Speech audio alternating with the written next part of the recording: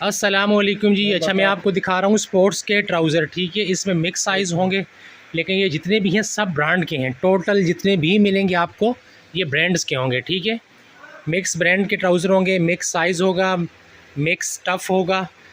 अच्छा, इसमें कोई दागी या डैमेज पीस नहीं मिलेगा आपको। ठीक है, कोई भी दागी या डैमेज पीस नहीं मिलेगा आपको इसमें।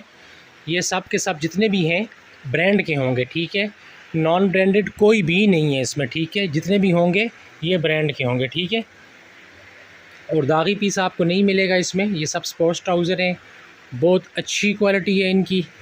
अब ये देखें, ये रीबॉक का है। ठीक है, ये रीबॉक का आ गया, साफ़ सुथरा माल है भाई, साफ़ सुथरा माल है। ठीक है, ये आपको मिलेगा 350 रुपये का दाना। ठीक है, 350 रुपये का दाना मिलेगा इसमें।